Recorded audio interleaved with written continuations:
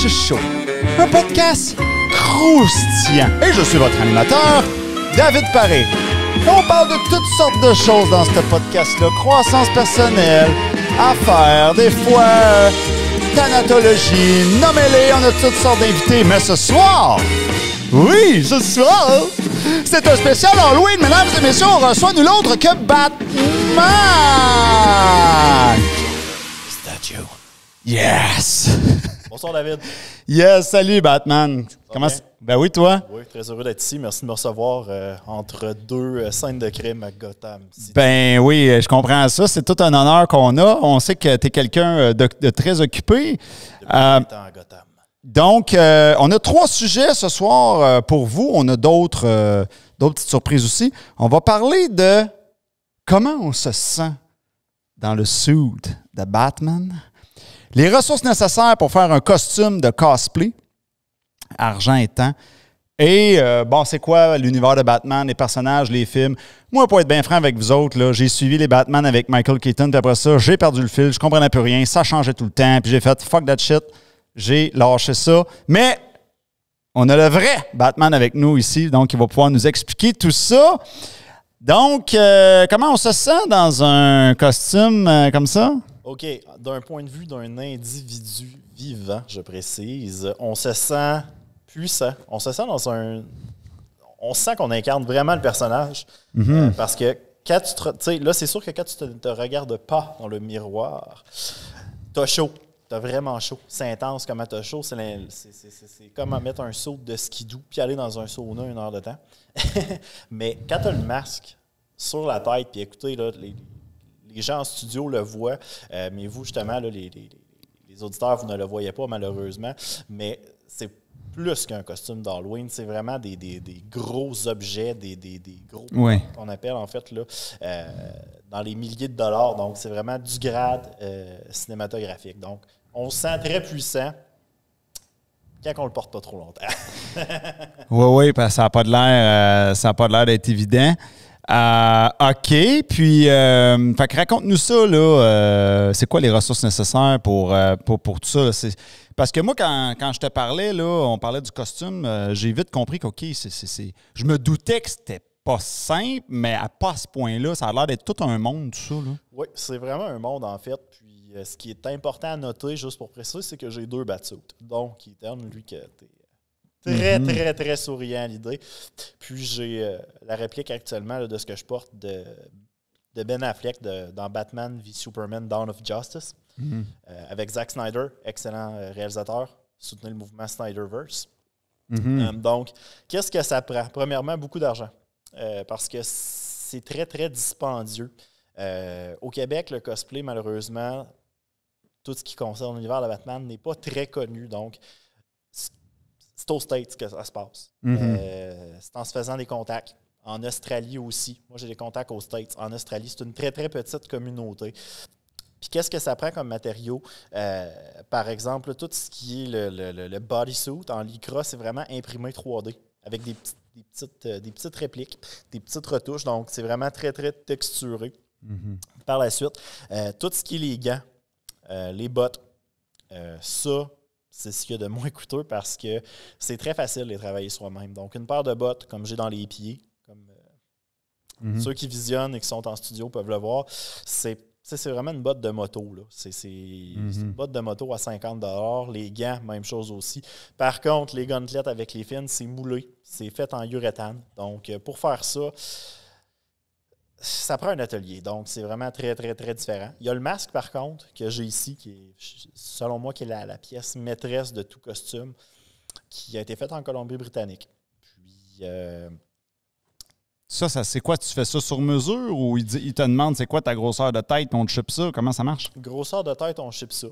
Parce qu'on s'entend que ça, je le porte peut-être 2 fois par année. Une fois dans les événements quand on me le demande. Ou justement, là, quand David me le demande. Ça. Oui! David, c'est le seul qui me voit à date aussi longtemps avec ce suit-là, puis que je change justement de Batman, là, parce que pour moi, c'est une passion, c'est une religion. Oui, on peut l'avoir sur mesure, mais c'est plus coûteux. Puis trouver des bons prop makers qui sont capables de bien, justement, là, travailler chaque détail du costume sont très rares. sont très, très rares. Il y a Paul Robertson, sous le prénom de Art C1, que lui est dans le cosplay depuis des décennies. Ils n'ont pas besoin de présentation. Mais je recommande pas de le faire sur mesure, par contre, parce que la facture monte assez vite. Ces gens-là qui font des costumes pour des cosplays, par exemple, pour Batman, c'est-tu les mêmes qui vont faire d'autres types de costumes? Oui. En fait, là, dans la communauté... T'en as-tu trouvé au Québec de ces gens-là? Non. Au Québec, j'ai trouvé une personne, qui est Frédéric Côté, un très bon ami à moi. Salut, Fred. OK. En fait, là, lui... lui, c'est quoi? C'est un designer, lui? C'est quoi? Non, lui, en fait, là, c'est un agent de sécurité. Puis, ce qu'il faut savoir des gens qui font du cosplay, qui font du prop making, qui fabriquent des costumes, c'est pas à temps plein. Parce que c'est pas rentable. Tu ne peux pas vivre de ça. La marge brute est tellement mince. Beaucoup l'ont essayé, mais malheureusement, ça ne rapporte pas. Donc, tu es très sélectif avec ta clientèle. Puis, les gens au Québec qui en font, justement, tu sais, Frédéric Côté, lui, c'est pour lui-même qu'il le fait. Là. Puis lui, as-tu un compte Instagram? Il poste ses affaires quelque part? Non. OK. C'est du ni vu ni connu. Au Québec, sont très discrets, les gens qui font ça. Okay. Moi, je l'ai connu dans un groupe Facebook, puis... j'ai dit, toi, t'es pas un anglophone au prénom que t'as. Il dit, hey, dis crème, mais dis quelqu'un du Québec. J'ai dit, ouais, tu restes où? Ben, à tel endroit, voyons, crème. J'ai dit, j'étais à 5 minutes en auto. Fait que, tu sais, finalement, on s'est connus de même. Tu sais, c'est en échangeant. Tu sais, lui avait des contacts aux States. Puis, c'est vraiment le fun parce que quand on va prendre une bière chez eux, justement, on parle uniquement de Batman. Fait que c'est vraiment agréable. Puis, tu sais, il me donne ses trucs, il me donne ses contacts quand j'ai besoin. Donc, Québec, c'est très discret. Aux States, par exemple, le party est pogné. C'est là que ça se passe. Oui, avec la culture américaine, là, c'est très pogné. Ça popule la population des gens comme ça. OK. Puis, parlons de ça, là, Batman et ses personnages, puis tout l'univers, puis comment ça mange en hiver. Ben oui, certainement. Donc, premièrement, ce qu'il faut savoir, c'est que le premier Batman, Adam West, n'est pas le premier. Il y a eu 2 versions avant, dans les cartoons les films en noir et blanc. Malheureusement, je n'ai pas leur nom parce qu'ils n'ont pas été assez populaires. Batman a vraiment émergé avec Adam West au début, qui était un peu, selon moi, caricatural, que je ne considère pas personnellement, selon mon opinion personnelle, comme un Batman. Je veux dire, c'est un saut en spandex, puis qui danse, puis tu sais, il ne respectait pas la philosophie de Batman. Là, qu'est-ce que la philosophie de Batman? C'est là que j'arrive parrain de toute chose, Michael Keaton. Mais plus précisément, Tim Burton. Parce que, premièrement, ce qu'il faut savoir, c'est que à l'époque, les studios de Hollywood ne voulaient pas faire de films de super-héros. C'était uniquement Superman qui était rentable, si on se rappelle bien. C'était le plus gros box-office bomb qu'il n'y avait pas. Puis les gens, ils ne voulaient rien savoir de Batman. Puis quelqu'un qui n'a pas de pouvoir, un être humain normal, ça ne les intéressait pas. Puis finalement, le premier studio, Casablanca, a produit le film. Puis là, ça a été vraiment spectaculaire. Il y a beaucoup de gens qui ont été auditionnés à l'époque là, pour le rôle de Batman, dont Pierce Brosnan, qui est le meilleur James Bond de tous les temps, que lui ne comprenait pas, le personnage. Il y a Steven Seagal aussi qui avait été approché. Heureusement, ça n'a pas été lui. Steven Seagal, il me semble qu'il ne fit pas pantoute dans... Non, c'est bien. Je l'imagine pas vraiment dans un... Quand Tim Burton a vraiment repris le lead là-dedans, il a dit « OK, moi, c'est Michael Keaton que je veux. » Sauf que là, ça a fait un raz-de-marée. Il venait de faire Beetlejuice. Il venait de faire Mr. Mom. Fait que là, les gens, écoute, la communauté était enragée. Là. Non, il ne sera pas un bon Batman. Puis, ce qui a vraiment différencié Michael Keaton, c'est sûr que le saut est pour quelque chose. On va être très, très honnête. Le saut est phénoménal. C'est juste la psychologie du personnage. C'est que Bruce Wayne, il est mort le soir où est-ce que ses parents se sont fait descendre dans l'allée. Puis, c'est vraiment Batman qui a repris le contrôle de sa personnalité. Donc, Batman est le vrai individu et Bruce Wayne et le masque de jour. Puis, quand Michael Keaton a pris le script, puis je juste explique pourquoi le film a été parfait, puis qu'on le réécoute encore aujourd'hui, c'est qu'il a dit, OK, bon, Bruce Wayne, il est clairement en dépression. Il reste dans sa cave tout seul. Il voit personne. Il ne veut pas socialiser avec personne. Fait en ayant déjà là compris cette noirceur-là du personnage, ben là, ça a été un château de domino. Donc, ça a été un film très divertissant, acclamé presque partout. Ça s'est sorti en 1989. En 92, c'est là qu'on est arrivé avec Batman Returns. Je dis « on » comme j'étais là. En fait, Tim Burton est encore aux commandes. Puis à l'époque, là, les acteurs ne voulaient pas faire un deuxième film, reprendre un rôle. C'est pas quelque chose qui est de très populaire chez les acteurs.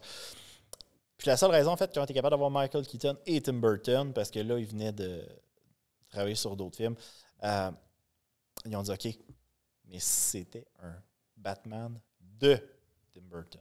Donc, Batman Return, Tim Burton a eu la carte blanche au niveau de créativité. C'est pas screen accurate, c'est pas accurate aux bandes dessinées, mais c'est ce qui fait leur originalité, parce qu'on s'entend que le pingouin, Danny DeVito, à la fin, je veux dire, il saigne vert. Là, je veux dire, c'est contre-logique, mais c'est un film noir. C'est un film un peu dans le même ordre. Il a pris un risque. Moi, selon moi, je le trouve meilleur que Batman de 1989. Donc, ça, c'est une grosse déclaration, ça. oui, très, très, très grosse déclaration, mon cher. Ouais. Puis par la suite, là, il y a eu beaucoup de bisbilles entre Warner Brothers qui ont dit à Tim Burton, ouais, mais tu prends faire un moins dark, moins sombre. Puis là, Tim Burton dit, OK, il ne voulait pas que j'en fasse. Fait que là, il dit, non, mais on veut plus. Fait que là, Tim Burton, à ce moment-là, il a fait, OK, c'est assez. Puis ce qui est important de comprendre aussi, c'est que, oui, c'est du divertissement, Batman, mais c'est du business. Puis du business, on veut que ça rapporte. Donc, il n'y a pas juste les films. Il faut être successful, en fait, au niveau commercial, avec tous les produits dérivés, les jouets. Puis ça, malheureusement, Batman Return n'avait pas été en mesure de capitaliser ça avec un de ses partenaires, McDonald's, malheureusement. Donc, ils se sont dit, OK, on veut ramener ça dans une direction un peu plus friendly. Attends une minute, là, j'ai des questions. Là. Ben oui, vas-y. Comment t'expliques ça, qu'il n'ait pas réussi ça? Parce que, tu sais, je sais pas, là, je connais pas ça, mais j'imagine, là, moi, j'aurais fait un petit jouet à la Danny DeVito. Me semble, ça, je comprends pas. Qu'est-ce qui a fait que ça a planté? Ben oui, c'est parce que, premièrement, les parents des enfants, Ouais. au McDonald's, tu sais, t'as le pingouin qui mange du poisson pourri, du poisson frais, puis qui saigne vert, là. Tu sais, je veux dire, quel jouet tu veux faire avec ça au McDonald's? Tu sais, c'est trop vulgaire, c'est trop... puis tu vois des gens se faire tirer dessus dans le film. Ouais. C'était plus... je veux pas dire crasse et violent, mais c'était un peu plus comme ça que le premier, qui était plus classe, on mange autour de la table, puis tu sais. Exactement. Donc, c'est ça qui a fait que ça n'a pas pogné. OK. Ben, ça n'a pas pogné, tu veux dire le merchandise. Oui. Mais exactement. Le film lui-même, y a-tu un succès pas si pire? Ou... Oui, c'est sûr qu'il n'a jamais battu Batman de 1989. Il y a eu un très bon succès, sauf qu'il y a eu beaucoup de controverses autour du film. Les gens avaient de la difficulté à s'identifier. Ils disaient, ouais, mais il est plus sombre que Batman 89. Il y en a qui disaient le contraire. Puis, qui est ça qui est plus sombre? Le personnage? Le film en tant que tel. Ah, le film. Oui, c'était toujours le film. C'était vraiment l'opinion des gens. Puis le film n'a jamais été présenté, Batman Return de 1992, n'a jamais été présenté comme étant un film familial. C'est là le bug qui est arrivé. Est-ce que c'était le cas du premier? Oui. Ah le ouais? cas du premier, c'est un film pour tous. Puis les gens dans le premier, dans 1989, ils allaient au cinéma parce qu'il n'y avait pas YouTube dans le temps. Ouais. Fait qu'ils venaient au cinéma puis demandaient à quelle heure le trailer passe. Ils achetaient un billet pour le film, qui est n'importe quel film, juste pour voir le trailer de Batman, puis après ça, ils repartaient. Fait que, tu sais, le hype était vraiment là. Avec 92, qui est Batman Return, ça n'était pas ça. Suite à ça, Warner Brothers, on dit, bon, il faut ramener ça dans une version un peu plus familiale. Donc, c'est là le début d'Adolescent aux Enfers. OK. Joel Schumacher, qui était un directeur-réalisateur, a été embarqué dans le projet. À l'époque, Michael Keaton était toujours Batman. Ouais. Donc, il aurait joué dans Batman Forever. Là, tu es rendu au troisième. Ouais, c'est une succession. Donc, Batman 89, qui est le premier film. Ouais. Batman Return, qui est le deuxième. Ouais. Batman Forever, qui est le troisième. Ouais. Donc, la première chose, parce que Michael Keaton était censé jouer dans le film, mais quand Tim Burton a quitté, Michael Keaton n'était plus certain. Puis, une des choses qui explique en entrevue à savoir pourquoi il ne l'a pas fait, c'est qu'une des premières choses que Joel Schumacher a dit, c'est « Why does it need to be so dark? » Pourquoi est-ce que c'est obligé d'être aussi sombre? Puis là, Michael Keaton, à ce moment-là, a fait « OK, non, ça ne marchera pas. » Il ne comprend pas l'essence du personnage. Donc, par la suite, c'est là qu'ils ont enchaîné avec Val Kilmer. Selon moi, c'était un très bon Bruce Wayne puis un très bon Batman. Malheureusement, c'était le film qui n'était pas à la hauteur de ses prédécesseurs, si on peut dire ça comme ça. Puis Val Kilmer, puis ça, c'est une anecdote. Val Kilmer, quand il y a eu l'appel pour dire qu'il avait le rôle, il était dans une cave avec des chauves-souris. Ben oui, on Je te donne. le jure, je te le jure. C'est bon. Écoute, c'était vraiment quelque chose. Puis, durant le film, en fait, là, ils ont commencé à intégrer Robin, Chris O'Donnell. Ils ont essayé de rendre ça plus friendly. Donc, le Riddler, ils ont été avec Jim Carrey, qui était un acteur vraiment drôle. Il venait de faire Ace Ventura. Puis, Two-Face, ils ont été avec Tommy Lee Jones, qui est un choix, en fait, là, qui m'avait un peu... qui me surprend encore à ce jour. Puis les deux avaient une énergie vraiment tellement intense que c'était pas agréable à écouter. Puis c'était un show de lumière. Tu avais l'impression d'être dans un rave. Puis c'est là que, tu sais, toutes les trames sonores, ils ont vraiment été avec des gros artistes connus, avec Seal. Après ça, ils ont été avec U2, Hold It, Thrill Me, qui est la trame de fin. Puis c'est là, à ce moment-là, que tu te rendais compte que c'était commercial parce qu'ils ont refait la Batmobile. Ça ne respectait pas nécessairement le source material. Mais ça, là, c'est une autre question. Je vais rester dans l'univers de Batman, mais je vois qu'ils font ça dans d'autres types de films. Mais pourquoi qu'ils font chier à changer quelque chose qu'on aime? On l'aimait, là, la Batmobile 89. Pourquoi qu'il faut qu'il bouge puis qu'il change? Asti, on l'aime, là. Commercialisation, parce que malheureusement, de nos jours, si on compare avec Marvel, OK? Marvel écoute les fans. DC n'écoute pas les fans. OK. Les fans, pas les femmes. C'est-tu parce que... Attends une minute, j'ai une autre question. C'est-tu parce que si, par exemple, ils sortent des jouets ou des petites autos, ben l'enfant il dit ben je l'ai déjà, moi, la Batmobile. Fait qu'il la rachètera pas si c'est encore la même dans le film. Mais si elle change, là, il veut la nouvelle. Fait que là, il achète une nouvelle bébé. C'est-tu ça ou j'ai pas rapport?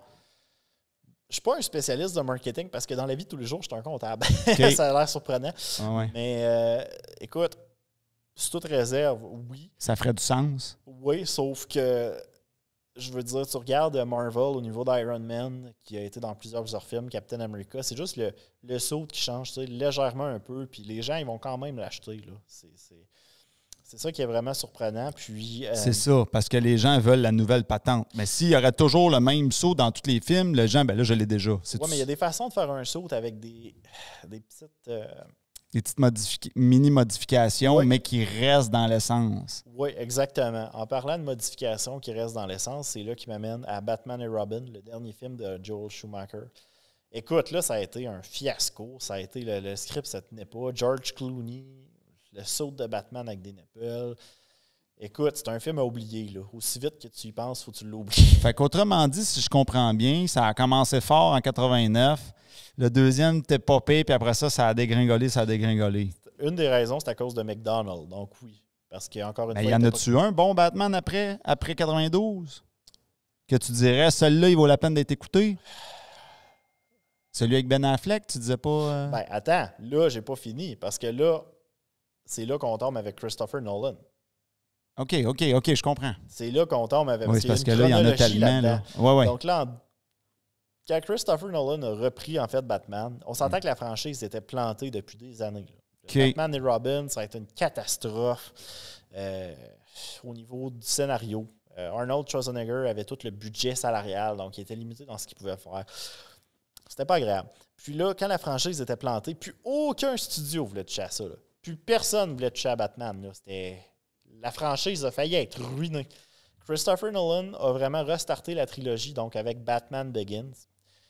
Christopher Nolan, lui, sa philosophie, puis il dit même en entrevue, c'est qu'est-ce qu'un Batman réaliste aurait de l'air, donc militaire. Puis ce qu'il dit aussi sur Gotham, puis Michael Keaton il a commenté d'ailleurs là-dessus pour dire que lui avait compris Christopher Nolan, qu'est-ce que c'était l'essence de Batman, c'est dans une ville exceptionnelle, qu'est-ce que les gens peuvent devenir? C'est pas, étant une personne exceptionnelle, qu'est-ce que tu peux faire dans une ville ordinaire? Donc, là, ça a été très réaliste. Là. Batman Begins, Christian Bale, qui a eu énormément d'extinction de voix d'ailleurs pendant le tournage. Il est arrivé avec des sautes militaires, de tactique. Puis tu sais, les méchants là-dedans, les vilains, tu sais, Scarecrow, c'est un individu, l'acteur Cillian Murray, qui se met un sac de patates. Puis il fait juste vaporiser un neurotoxine qui fait que tu es dans un cauchemar, si on peut dire ça comme ça. Donc, c'est des super-héros déjà plus réalistes. Ra's al Ghul aussi, qui était incarné par Liam Neeson, c'est toute réserve.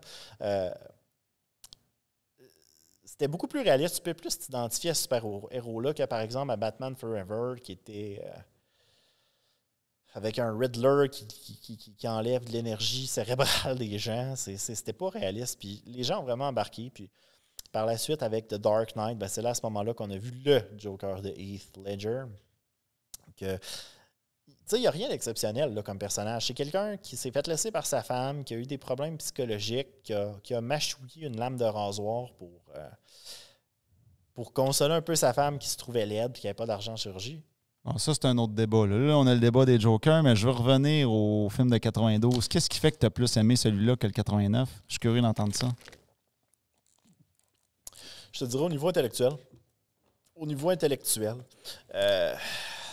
C'est quoi, il y avait plus de jeux psychologiques? C'est quoi tu veux dire? Oui, il y avait plus de jeux psychologiques. Puis je pense que l'intrigue était plus intéressante parce que là, à l'époque, c'était deux méchants. Là. Batman attaquait le Pingouin, puis Catwoman. Puis le Pingouin était tellement bien incarné par Danny DeVito. Ouais, Catwoman aussi, elle l'avait l'affaire. Oui, elle l'avait. Le charisme. Je trouve qu'il y avait vraiment plus de profondeur au niveau des vilains, des méchants, en fait. Puis, ouais. je sais pas, il y avait plusieurs scènes, justement, là, avec la Batmobile. Batman 89, c'est peut-être parce que je détestais Vicky Vale, Kim Basinger, le choix de l'actrice. OK. Oh, je la déteste. OK. Elle fait juste crier dans le film. C'est ouais, c'est peut-être un peu pour ça que ça a joué sur mes préférences. Là. OK, c'est intéressant. OK, puis les Jokers, là, le monde, ça s'astine. Là, c'est tel Joker le meilleur, non, c'est tel autre. C'est quoi cette histoire-là? Là? Ben, en fait, c'est que ça dépend. C'est que tout est.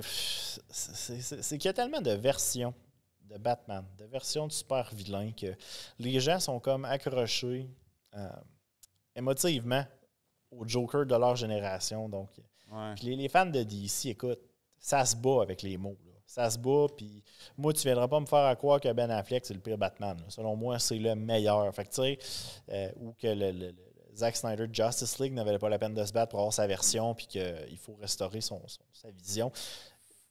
Personne ne va me faire entendre ça. Fait que, attends une minute là. Fait que toi, tu dis que quelqu'un.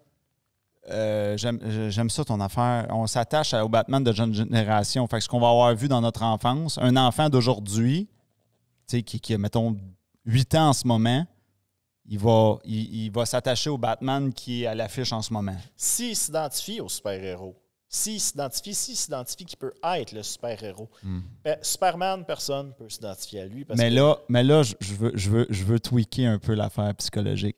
On prend un enfant, on y montre le film qui est à l'affiche au cinéma, le Batman de nos jours, full à la mode. Le lendemain, on y fout un des deux Batman, 89-92. Là, il a vu les deux en dedans de 24 heures. Qu'est-ce qui se passe? Bien, premièrement, il va dire c'est vieux, c'est poche. Oui, c'est vieux, c'est pas en 4K, c'est pas en 60 frames per second. C'est le premier qui va voir, qui va devenir le référent dans le cerveau, probablement. Pas nécessairement, parce que moi, j'ai vu Christian Bale, qui était le premier Batman de ma génération, sauf que quand Ben Affleck est sorti, puis que j'ai vu que c'était beaucoup plus intellectuel, ce Batman-là, puis que ça demandait, tu sais, je m'identifiais plus à lui, donc j'ai délaissé, mais ça y va vraiment en fonction écoute. Je trouve ça intéressant, cette conversation-là, parce que, tu sais, des fois, je reçois des invités ici qui sont spécialistes de telle affaire, mais on sent vraiment qu'on dirait que tu as étudié à l'université du Batman. On dirait que tu as ton bac de Batman. Là. Non, mais chez nous, c'est une religion. Oui, c'est correct. C'est vraiment une expertise, religion. Ça se sent. C'est une religion. Puis, tu sais, ça me fascine, ce super-héros-là. Il n'y a pas de pouvoir, là. Puis, tu sais, dans Batman v Superman Dawn of Justice, Ultimate Edition, la version de 3 heures, s'il vous plaît. Tu sais, il réussit à le vaincre, Superman, au final, si Lois Lane n'aurait pas intervenu. Puis c'est un humain. Bruce Wayne est un homme, n'est pas un kryptonien avec des pouvoirs. Oui, mais c'est quoi qui te fascine là-dedans, dans le sens que c'est un personnage fictif? Ce qui me fascine là-dedans, c'est que c'est une personne hyper intelligente qui réussit à en mettre à escient ses méninges pour être capable de se bâtir un saut puis d'avoir vraiment un motif d'aller arrêter le crime. Okay. Puis pourquoi Ben Affleck? Parce que, tu sais, ça fait 20 ans qu'il est dans le film parce que c'est un vieux Batman. Parce que c'était ça la philosophie du film. C'est que ça fait 20 ans qu'il est justicier à Gotham. Puis, tu sais, il est fatigué. Tu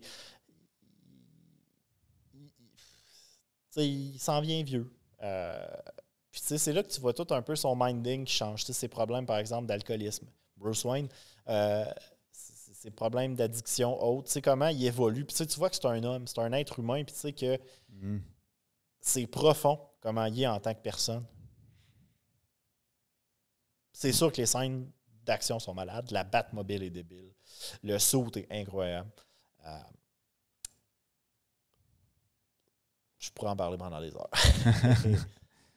OK. Puis, OK, ben tu veux-tu continuer sur l'histoire des Batman? Il y en a d'autres après? Ben oui, écoute, il y en a Christopher tellement Nolan, de ça. trilogie. Écoute, je pense que tous les gens le connaissent très bien. Donc je ne m'éterniserai pas là-dessus. Là où c'est vraiment plus mon dada, c'est Batman v Superman Dawn of Justice. Écoute, ça a été la première fois qu'un film de Batman versus Superman a été produit. Il y en avait un en 2006, mais il a été abandonné. Le script est juste excellent. La Batmobile est bonne. Les couleurs sont bonnes. Zack Snyder était mon réalisateur préféré. Zack Snyder, ce qui est excellent avec lui, c'est qu'il met des easter eggs dans ses films. Fait que quand tu es rendu à écouter un de ses films une 25e fois, tu découvres tout le temps quelque chose. Puis, tu sais, c'est vraiment profond, ces films. Il ne fait pas juste ça pour le marketing puis les jouets. Tu sais, il fait vraiment des films pour les fans auxquels ils peuvent s'identifier puis amène sa vision. Puis le jeu de couleurs qu'il utilise est incroyable également. Puis par la suite, là, malheureusement, quand ils ont débuté Justice League, la version de 2017, je répète la version de 2017, malheureusement, sa fille s'est suicidée. Puis c'est là que ça a vraiment, la bisbille a pris avec Warner Brothers. Il a demandé tout simplement là, du temps de plus pour tourner le film pour qu'il puisse se remettre du deuil.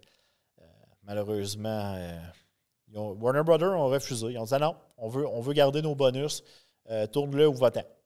Malheureusement, ta fille vient de se suicider. Tu seras pas workaholic. C'est là que malheureusement, Joss Whedon est arrivé, qui était le réalisateur du premier Avenger et du deuxième. Malheureusement, la consigne qu'il y avait, c'est boucle le film, fais les reshoots. Le film doit être sorti cette date-là. On veut nos bonus. Donc là, écoute, ça a été un Frankenstein. Le film a été désastreux. Puis c'est là après que, j'en parlais en début de l'épisode, le Snyderverse, Snyder Cut, que Zack Snyder nous teasait que lui avait continué le film.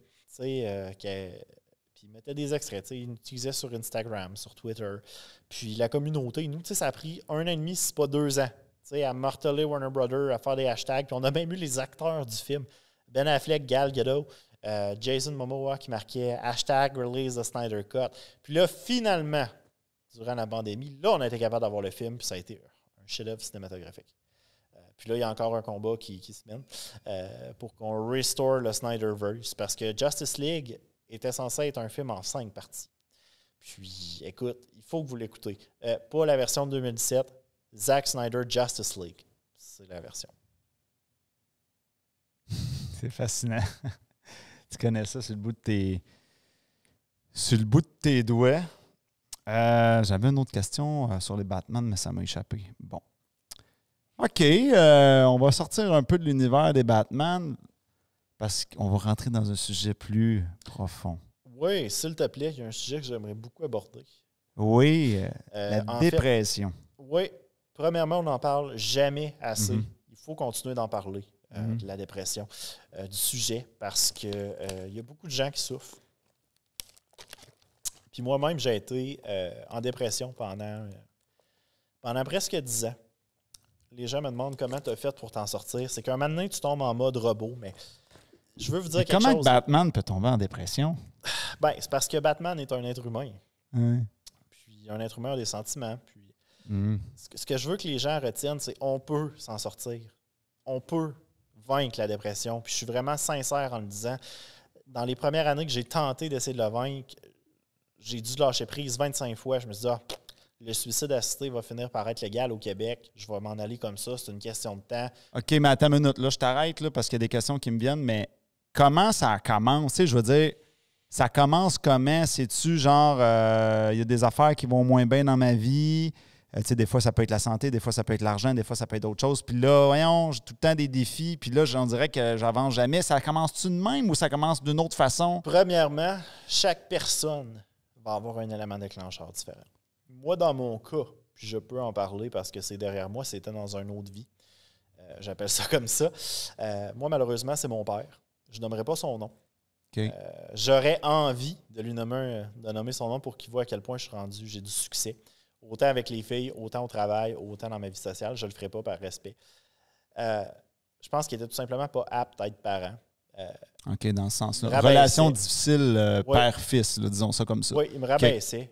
Il essayait toujours de se remonter par rapport à moi. Il disait que j'étais fif. Moi, je soupçonne qu'il est homophobe. Puis, soit dit en passant, l'homosexualité, c'est normal. Être hétérosexuel puis être homosexuel, c'est normal. Il ne faut pas être complexé. J'ai beaucoup d'amis homosexuels, même si je suis hétérosexuel. Il ne faut pas être complexé. Ça, je veux que les gens le retiennent. Oui, puis tu sais, je te dirais que il venait pas nécessairement d'une famille qui était stable psychologiquement non plus. Je peux affirmer ça ainsi. Excepté mon parrain. Lui, ça a été ma figure paternelle à l'adolescence. Puis c'est une personne extraordinaire. Il a toujours été là pour moi. Mm-hmm. C'est que tu sais, tu te fais tout le temps rabaisser. Oh, t'es bon à rien. Puis j'étais jeune, là. J'étais jeune. Puis à un moment donné, je me suis mis à le croire. La pire chose à faire. La pire chose à faire, écouter les gens négatifs. Puis, tu sais, j'avais plus des bonnes notes à l'école. Je me faisais caler par tout le monde. Tu sais, on s'entend au secondaire, on a toujours quelqu'un qui est maigre, qui a plein de boutons puis qui est dans la croche. Tu sais, moi, j'étais cette personne-là. Là, c'est sûr que je ne suis plus cette personne-là parce que là, c'est sûr, j'ai eu des broches. J'ai plus d'acné, j'ai commencé à m'entraîner.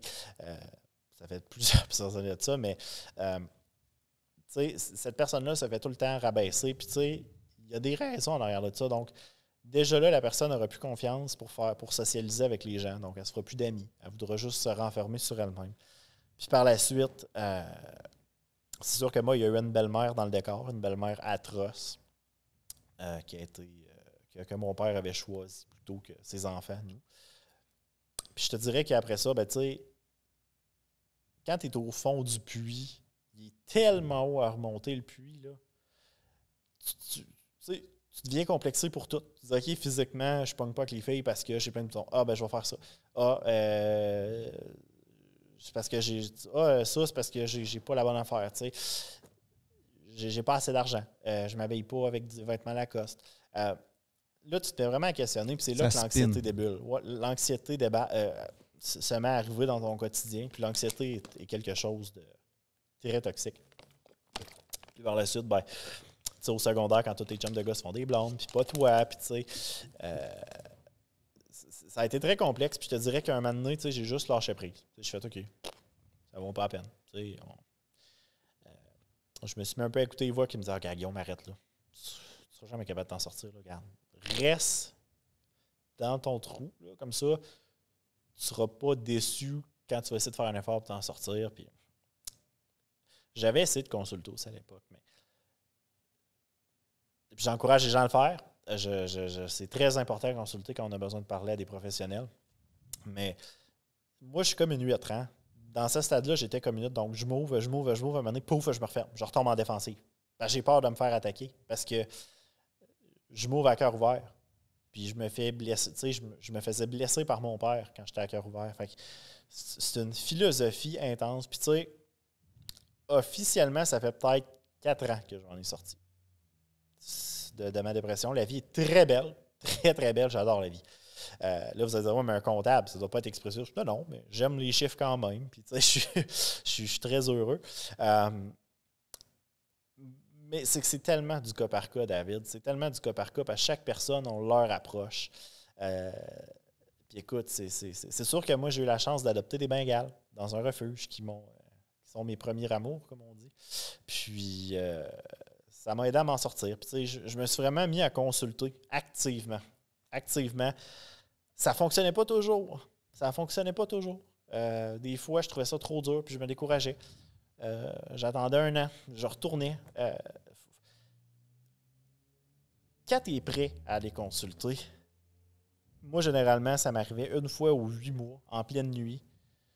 Mettons vers 11h du soir, je dis OK, je suis prêt, let's go, je suis motivé. Le lendemain, non, tu perds ça. Tu perds cette motivation-là qui est le vrai être humain, le vrai être. Puis tu redeviens le zombie, je peux dire ça comme ça.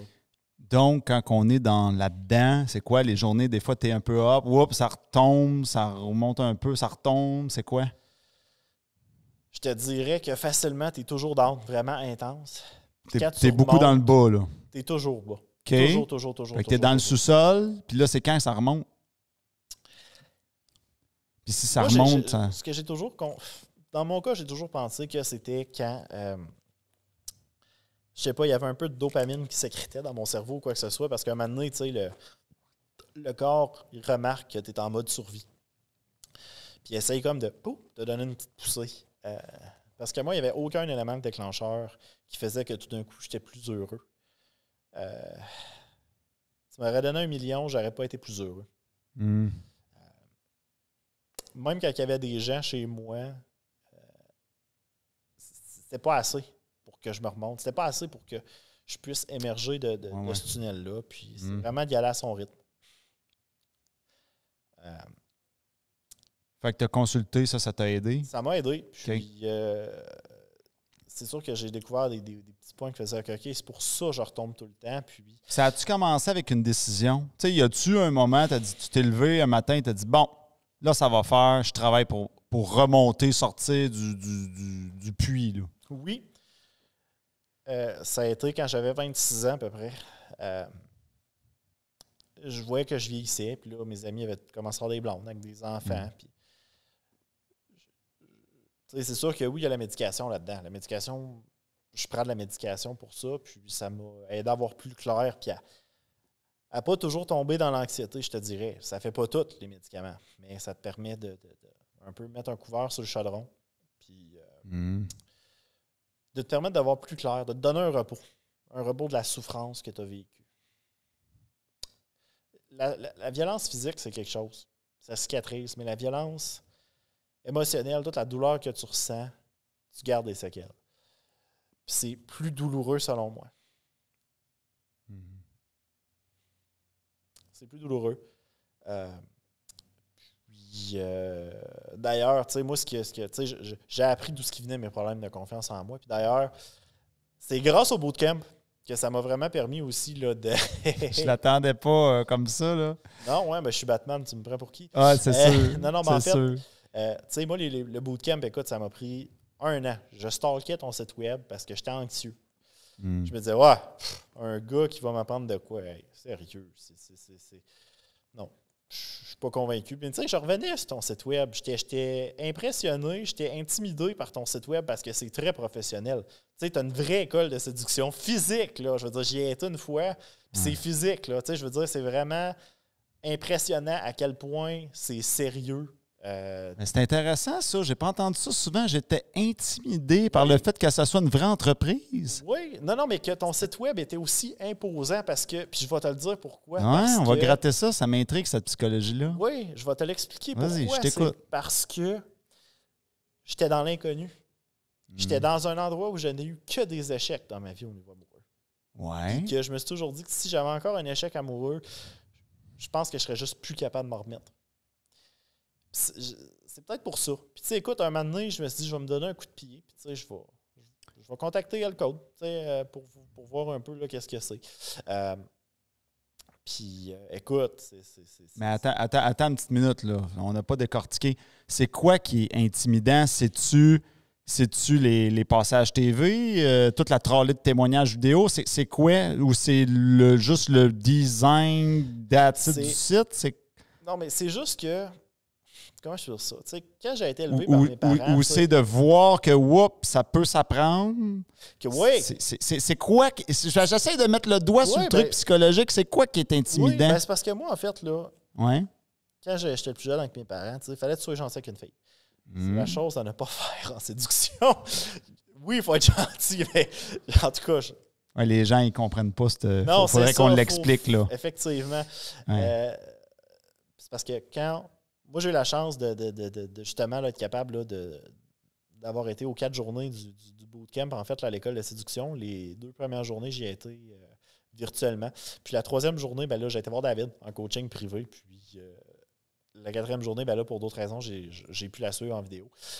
Puis c'est que David, il enseigne une psychologie. Il enseigne des techniques qui fonctionnent. Des techniques que tu es comme, OK, c'est ça, je fais pas correct. Puis moi, je me rappelle. Mais là, les gens, ils vont te challenge. Là, je vais faire l'avocat du diable, parce que je sais ce que les gens pensent. Là. Ils vont dire, ben là, c'est quoi? C'est de la manipulation, tout ça? C'est ça qu'ils sont en train de penser. Non, c'est pas ça. C'est que à l'école de séduction, tu vas te mettre à remarquer, parce que c'est quasiment une école de psychologie d'une certaine façon. Oui. Ça va juste un peu, par exemple, là, te faire comprendre que, OK, physiquement, t'es pas laid.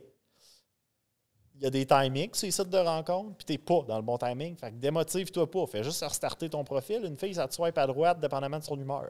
T'sais, c'est toutes des choses comme ça. Puis, moi, il y a quelque chose qui m'avait fait rire. Puis, écoute, je me rappelle, David riait de moi en train de rire. Là.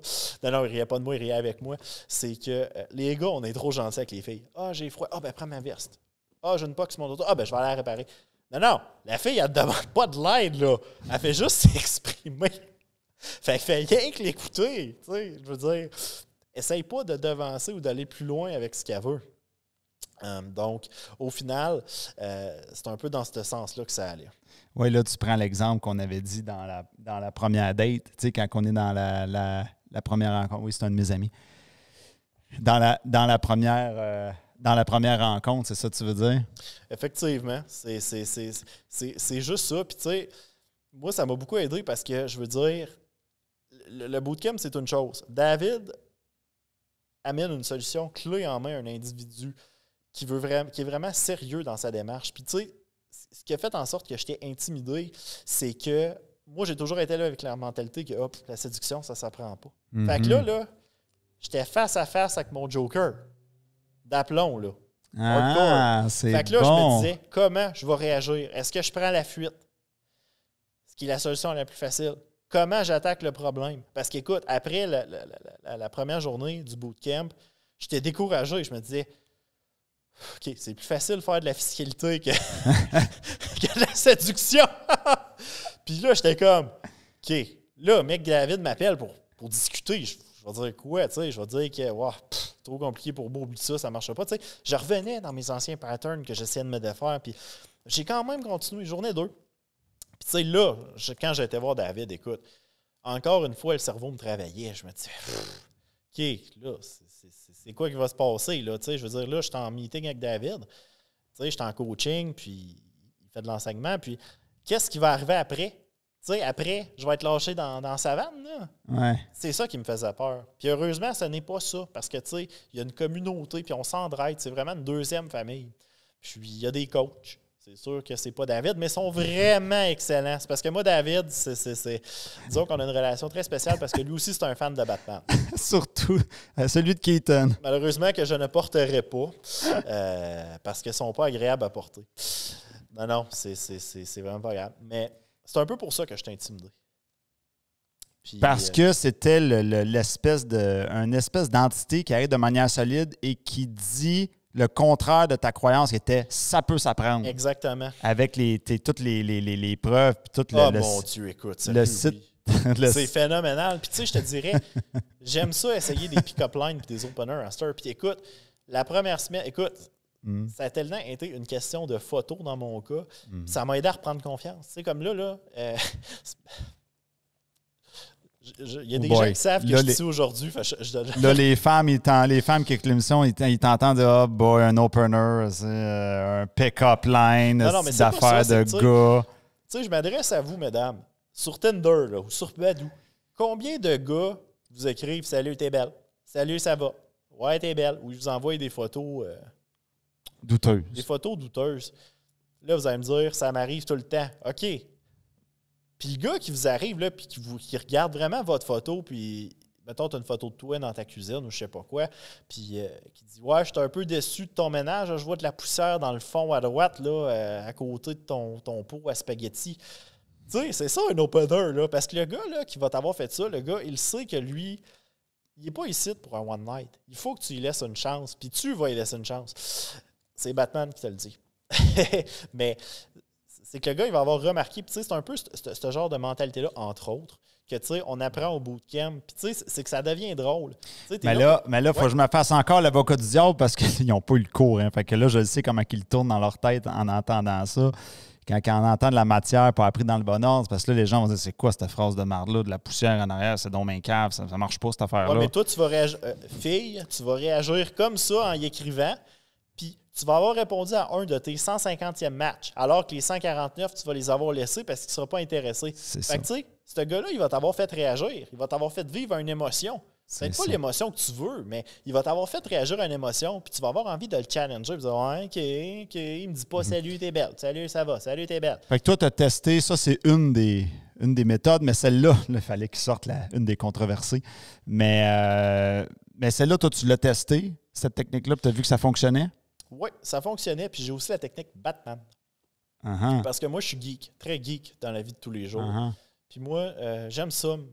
Tu sais, oui, j'ai un arbitre. Puis, tu sais, au bureau, je dis tout le temps en joke aux gens, je suis comme Carlo Calamar. J'ai un gros nez, j'ai un arbitre, j'ai un polo. Puis, tu sais, ça fait rire les gens. Puis là, ils voient que je suis une caricature parce que sinon, je serais trop introverti. Mais, puis, quand je suis Batman, je ne suis pas introverti. Mais, tu sais, mettons qu'une fille, on va se parler. Tu sais, je vais dire, écoute, toi, tu fais quoi comme job? Ah, ben, je suis avocate. Ah, ouais, toi? Ben, écoute, moi, je peux pas te le dire.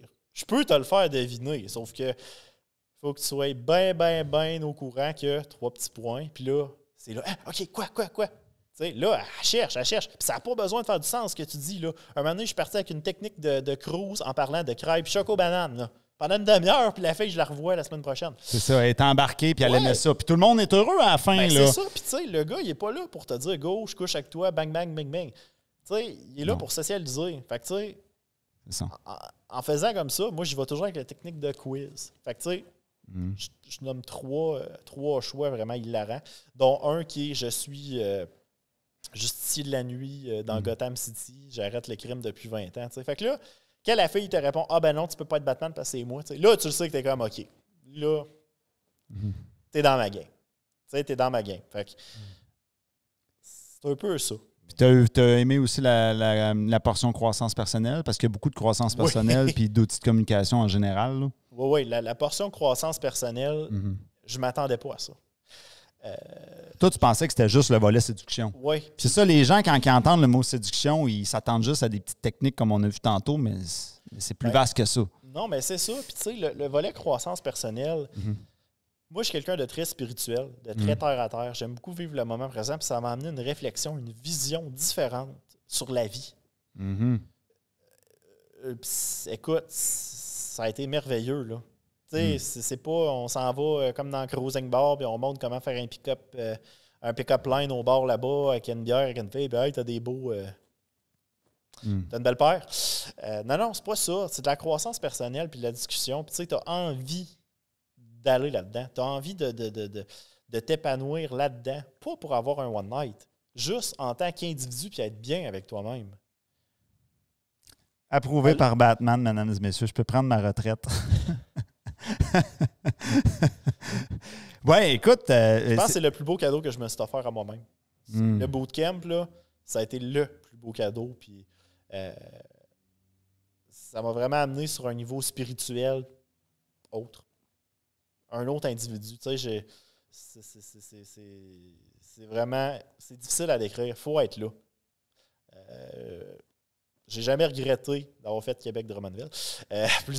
Quelques fois, mais non, ça a vraiment changé ma vie. Ça a vraiment fait en sorte de régler mes petits démons noirs qui faisaient que je retombe tout le temps aussi en dépression. Puis ça m'a juste permis d'être un meilleur individu aussi. Oui, bien toi, ce que j'ai aimé de toi, c'est que tu étais très motivé, très prête à te remonter les manches. Puis regarde, moi, je fais de la route, je viens en personne. Les gens ne sont pas obligés de nécessairement venir en personne. Il y a toutes sortes de services en ligne. Ils peuvent rester à la maison. Mais toi, tu as pris la totale, comme on dit. C'est sûr que l'expérience en personne, elle est... tu sais, quand j'analyse ta démarche, ta posture, je travaille ton interprétation faciale, tu sais, ça c'est sûr que c'est plaisant, mais moi, ce que j'ai vu avec les années, c'est que les gens ne le comprennent pas avant de l'avoir vécu, ce qui est normal. C'est pour ça, souvent, qu'il faut qu'ils essayent le bootcamp jour 1 en ligne. Essaye ça à la maison, là. Mange la petite pointe de pizza, on s'en reparle après. Sinon, le jour 3, ça a été un show. Là. Ça a vraiment été un... Quand j'ai été capable de lâcher mes barrières, là, Ouais. J'ai été capable de processer l'information. Uh-huh. Mais je me rappelle, je t'avais dit, David, moi, je suis à la défensive. Puis, tu sais, quand tu m'as parlé de Batman, là, je fais OK, c'est un être humain, tu sais, on est dans. Oui, ça, c'est une autre affaire que tu m'avais dit. Je fais, ben voyons donc. Parce Oui, que moi- je t'avais parlé de Batman, là, ça a créé le lien. Oui, parce que moi, si t'as pas de lien. Tu sais, moi, je suis le genre d'individu que, mettons, je vais à l'épicerie. Si tu pourrais aller à l'épicerie, parle-moi pas, je te répondrai pas. Là, je pense différemment. Si je vais, mettons, m'entraîner, ben je m'entraîne. Parle-moi pas, je m'entraîne. Tu sais, oui, je vais penser différemment, puis je vais enlever mon bitch face, comme on dit, là, resting bitch face. Mais écoute, c'est que c'est un show. C'est que c'est un show, puis t'es comme, OK, c'est pour ça que ça arrive. C'est pour ça que je me fais répondre ça. Écoute. Ouais, je mets des mots sur les choses. Puis je ris. Je suis comme Écoute, le je me traducteur rappelle- homme-femme, finalement. Comment? Je suis comme le traducteur homme-femme. Oui, Je traduis oui. ce qui se. Tu sais, je suis comme le pont entre les deux. Oui, parce que même Superman n'est pas capable de comprendre les femmes. Ça, c'est Batman qui vous le dit. Fait que tu me donnerais quel super pouvoir à moi? Si toi t'es Batman, moi je suis quoi? Aucun, parce que tu as déjà le plus important. Comprendre les femmes. L'enseigner. Avoir la volonté de l'enseigner.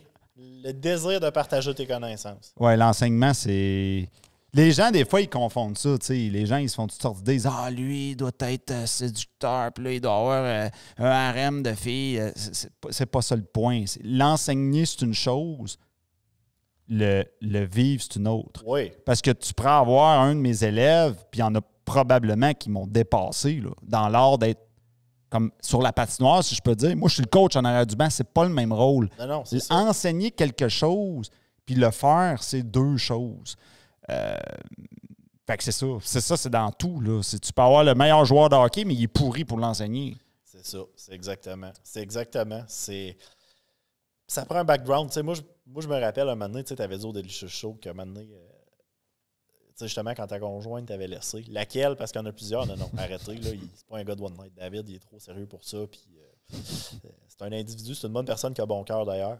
Tu avais dit un moment donné, j'ai eu une date avec une fille en Abitibi. Puis là, je me rappelle, quelqu'un t'a dit, pourquoi t'as été là? T'as dit, ben écoute, parce que moi, je veux voir la mentalité. Je veux voir comment, pour elle, c'est quoi une date. Puis écoute, t'es parti de Drummond. Pouf! En Abitibi. Je sais pas ça a pris combien de kilométrage. Je veux pas le savoir. Sauf que t'en es venu avec des leçons. Tu sais, des leçons, puis toi, c'est que t'as tout été chercher ça. T'as tout cherché ça, puis t'as fait ça d'une démarche, écoute, professionnelle, intellectuelle. Puis pas dans une démarche de money machine, là. Non.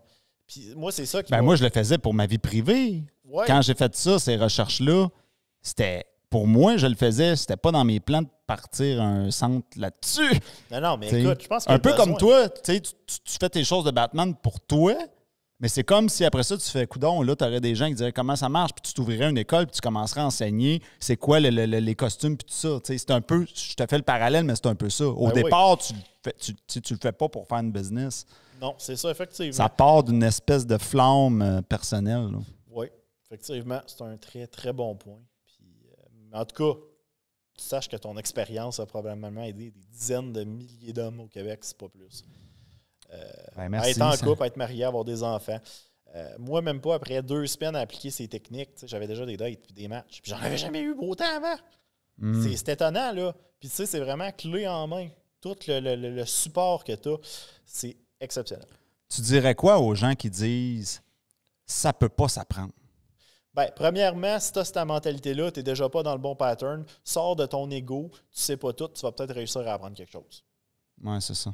Ça, c'est le côté brut.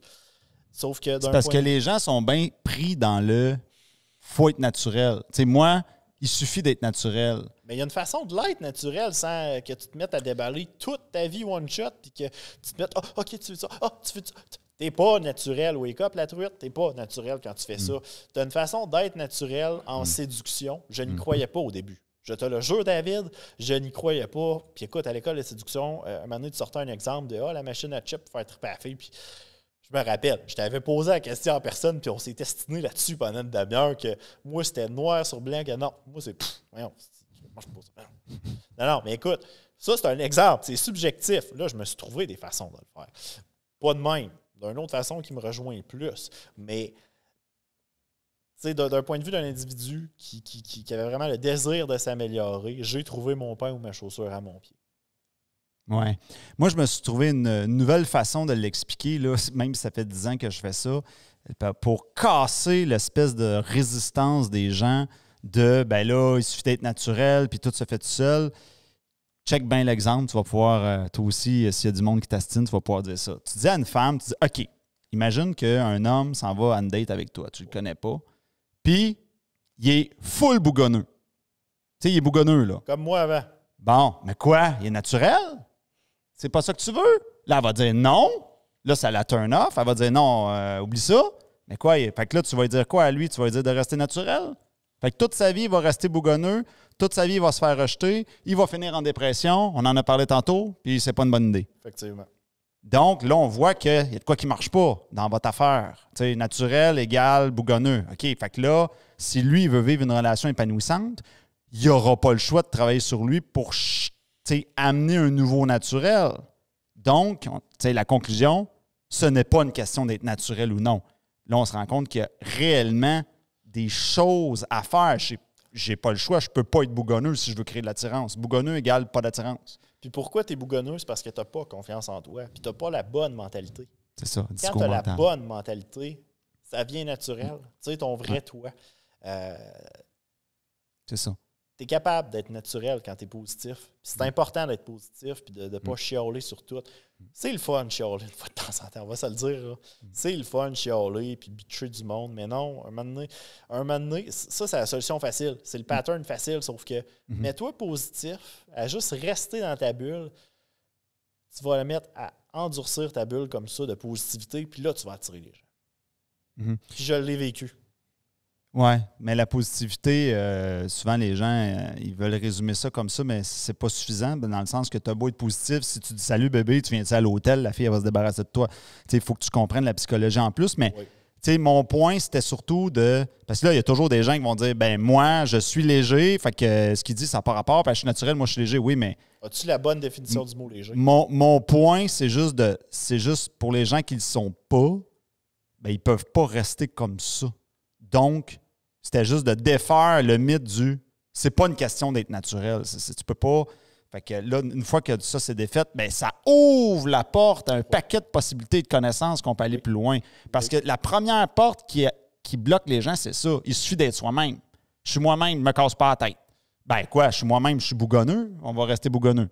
Tu vois, ça marche pas, là. Ça connecte pas, là. Mais c'est vraiment intéressant, toute cette psychologie-là. Puis, OK. Puis là, quels sont les projets de Batman pour le futur? Écoute, moi, premièrement, c'est parce que je connais David. Puis, je sais qu'il est très fan de Batman. Puis, que j'ai proposé, parce que généralement, j'en ai fait pas de show-off comme ça, je te dirais. Les projets pour le futur, je n'ai pas de projet dans le futur, je te dirais. Tu y vas au jour le jour, au day-to-day? Je vais au jour le jour. C'est sûr que dans la vie de tous les jours, je suis comptable. Donc, j'adore la comptabilité aussi. Puis je pense que le soir de rentrer et de voir que j'ai un bateau, ça t'amène un petit sourire en coin. Ça amène un petit velours. Ça me fait penser à mon père avant qu'il y avait une Corvette, puis à un moment donné, il apprenait presque plus. Puis il disait mon fun, c'est de la regarder dans le garage. Il faisait juste la regarder, mais là, finalement, il a fini par la vendre. Là, j'ai dit qu'est-ce que tu fais là? Tu l'as vendu sans me l'avoir fait essayer? Bulletin des Knights! Puis ça, c'était le char de Batman en sacrament parce qu'il t'avait un système de son là-dedans, mon ami. Mais qu'est-ce que tu veux? Ça a été un de mes deuils, mais il faut passer à autre chose, ça a l'air. Oui, un jour. Un jour. C'est sûr que c'est pas pareil quand. Il aurait fallu que j'aille la vraie Corvette. Là. C'est la Corvette d'un autre. Il aurait fallu que ça soit celle que mon père avait. Mais OK, puis là, c'est quoi les projets de Batman? Batman, il veut-tu des enfants? Qu'est-ce que ça dit de ce côté-là? Dans ma vie personnelle? Ouais. Écoute, moi, dans ma vie personnelle, présentement, comme j'ai expliqué, je suis un étudiant du bootcamp. J'ai fait l'école de séduction. Je te dirais que je fais un peu le tour. Je fais juste rencontrer. Juste pour rencontrer. Parce que moi, je ne suis pas un gars de one night. OK? Moi, je veux rencontrer. Je suis très sérieux, mais je ne me pitcherai pas sur la première. Je veux discuter. Je veux voir, je veux une connexion intellectuelle. Je veux discuter. Puis, je ne suis pas pressé, je te dirais. Okay. Je veux prendre le temps de bien faire les choses. en tant qu'individu pour ma croissance personnelle. Ouais. Puis j'aimerais rencontrer une personne. J'aimerais énormément.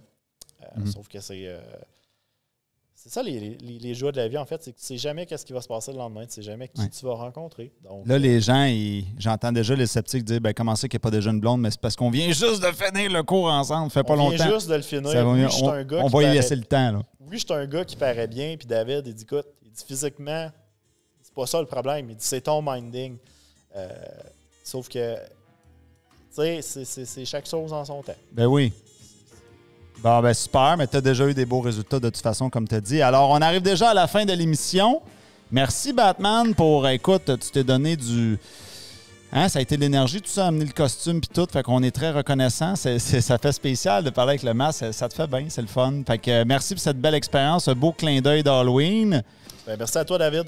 Et pour les gens à la maison, la semaine prochaine, on a toujours un invité croustillant. Ah oui, avant, il fallait que je dise aux gens, est-ce qu'il y a un endroit que tu veux que les gens te suivent ou pas? Ou... Non, moi je suis incognito. Bon, parfait. Ni vu ni connu.